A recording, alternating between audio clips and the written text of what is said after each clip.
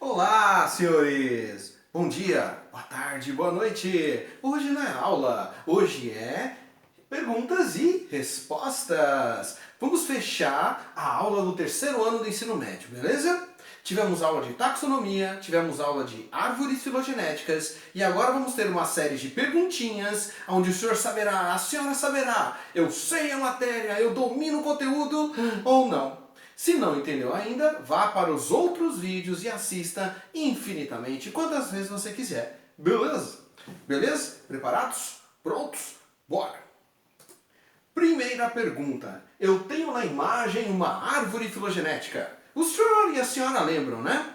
A árvore filogenética é uma maneira de ver a herança, é uma maneira de ver as características que os indivíduos têm em comum, o parentesco, não era isso? A árvore filogenética não indica que todos aqueles seres vivos lá de cima vieram de um ancestral em comum? Você lembra das três partes fundamentais de uma árvore? Vamos ver. Base, todos os seres vivos da árvore vieram de um mesmo ancestral em comum. Para baixo é o passado e lá em cima, no topo da árvore, é o presente. Não é isso? Cada vez que a árvore vai abrindo novos galhos, eu tenho um nó. O nó é uma nova característica que surgiu. Não era isso? Lembrou?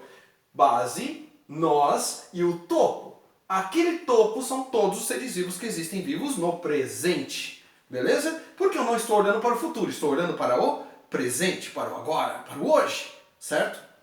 Senhores, o que eu sabia mesmo em relação ao topo? Quanto mais próximo os seres vivos estiverem um do outro lá em cima, maior o grau de parentesco. Mais coisas eles têm em comum, não é isso? Senhores, olha a pergunta. Coloque os pares abaixo, esses pares aqui que eu inventei. Ó, esponja e cobra. Tá vendo onde está a esponja? Aqui. A cobra lá do outro lado. Água-viva e estrela do mar. A água-viva tá aqui, a estrela do mar tá lá. Minhoca e artrópode. Minhoca e artrópode bem juntinho, tá vendo? Bem juntinho. Caramujo e artrópode. Aqui o caramujo e lá o artrópode um pouco mais separadinho. Senhores, eu quero que vocês coloquem eles em ordem, de acordo com essas letrinhas A, B, C, D que eu coloquei ali, na ordem decrescente em relação ao seu maior grau de parentesco. O que é crescente e decrescente? Crescendo, decrescendo. Então quando você cresce, você aumenta. E quando você decresce, você diminui. Então eu quero decrescente. É do maior para o menor. Se fosse crescente, seria do menor para o maior. Beleza? Então vamos ver. Quem tem o maior grau de parentesco? É fácil. É quem está mais próximo na nossa árvore. Minhoca e artrópode. Que é o casalzinho C. Primeira letra C. Depois vem o caramujo e o artrópode, que é a letrinha D. E depois vem a água-viva e a estrela do mar, que é a letrinha B. E aquele cara que tem o menor grau de parentesco, porque está muito longe, tem características muito diferentes, um não tem nada a ver com o outro, beleza? É a esponja e a cobra, que é o casalzinho de letra A. Então, a ordem decrescente é essa. Olha lá, B, C, B, A. E se fosse em ordem crescente, era o contrário? Seria A, B, C, D. Ficou bem claro? Entenderam a árvore? É só o grau de parentesco, quanto mais próximos eles estão lá no topo. E quanto mais longe, mais difícil a sua relação, menos características em comum. Beleza?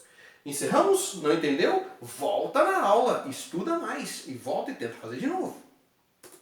Senhores, outra questão. Eu tenho aqui uma árvore filogenética e uma árvore filogenética. Se você quiser falar que eu tenho chaves dicotômicas, é a mesma coisa. Eu tenho então um ancestral em comum, a base, que deu origem a todos esses aqui da frente. Cada vez que eu tenho uma divisão, eu tenho um nó. Ou eu tenho uma chave dicotômica. Lembra o que é dicotomizar? É cortar ao meio. Eu pego meu pãozinho agora no café da tarde e corto ele ao meio. Eu dicotomizei meu pão. Beleza? Então, eu tenho A e eu tenho B. Pergunta. Quantas chaves dicotômicas estão presentes nas duas árvores filogenéticas? Quantas chaves tem aqui? 1, 2, 3, 4, 5, 6 e 7. E na outra? 1, 2, 3, 4, 5. Ah, é muito fácil. Professor, agora quantos nós existem em cada uma das árvores? Se eu tenho uma chave, a chave só existe porque tem um nó. É a característica nova, um nó que dividiu aquele grupo de seres vivos em 2, não é isso? É só ver, o número é o mesmo. Então a resposta é... Senhores, ela está lá. 7 chaves, 7 nós aqui. 5 chaves, 5 nós aqui. Quantidade de chaves é a mesma coisa que a quantidade de nós. Não é? Entenderam? Se eu perguntasse para os senhores, quem tem mais coisas em comum? Por exemplo, A com B ou A com C? Você já sabe. B com C tem mais coisas em comum do que A com C. Por quê, professor? Imagina que surgiu uma característica aqui. Aqui. Daqui para cima, quem vai ter essa característica? B e C. A vai ter? Não.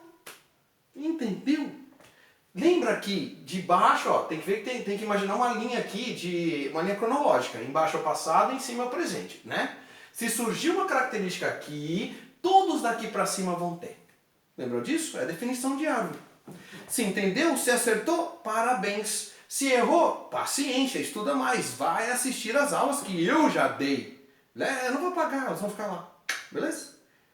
Vamos falar agora de reinos. Reinos! Que reinos são esses? Eu pego todos os seres vivos do planeta Terra e agrupo eles de acordo com as suas características em comum. Lembra? Taxonomia. Eu tenho o reino Monera. Eu tenho o reino protista, reino dos fungos, reino vegetal e reino animal. 5 reinos, não é isso? Agora vamos ver. Perguntinhas de verdadeiro ou falso. Gostoso, né? Verdadeiro ou falso? Vamos lá. Eu tenho a primeira afirmação. Estou afirmando. As bactérias e os fungos, que são os decompositores, né? Eles decompõem a matéria orgânica e inorgânica, os recicladores, né, dos seres vivos. As bactérias e os fungos são os únicos procariontes. Verdadeiro ou falso? Ah, senhores! É falso! Os únicos seres vivos procariontes que existem no planeta Terra são as bactérias, os únicos procariontes, os seres vivos que não têm a membrana nuclear na sua célula, não têm o material genético separado do citoplasma, são os únicos exemplares, as bactérias. Os fungos são eucariontes, os protistas, eucariontes, os vegetais e animais, eucariontes. Entendeu? O B agora. Os fungos são verdes e realizam fotossíntese porque possuem clorofila. Está falando que fungo, ou seja, o cogumelo, o bolor, o mofo, né, a levedura, que esses caras fazem fotossíntese. Ou seja, são autótrofos, produzem seu próprio alimento. É verdadeiro ou falso? Senhores, resposta.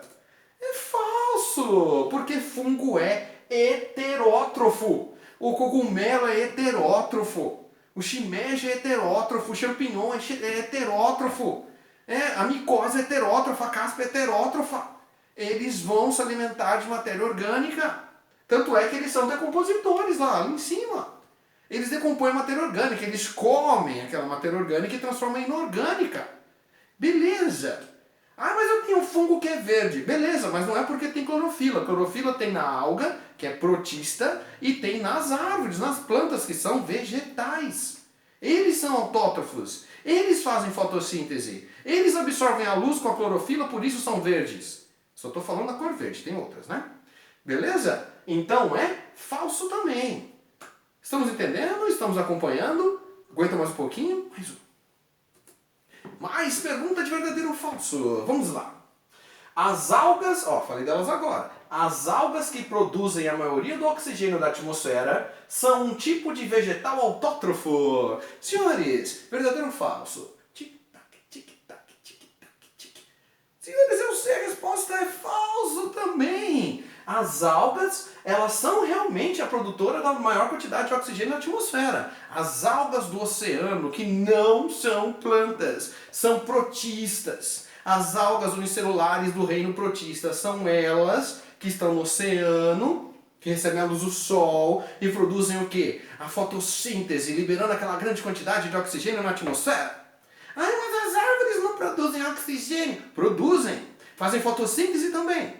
E todo o oxigênio que uma planta produz, ela mesma consome. A floresta amazônica produzindo, sei lá, milhões e milhões de, sei lá, de toneladas de oxigênio todos os dias e consumindo esses milhões e milhões de toneladas de oxigênio todos os dias. Sobra para nós nada. Quem nos dá o oxigênio são as algas protistas, não do reino vegetal. Por isso está errado. Outra.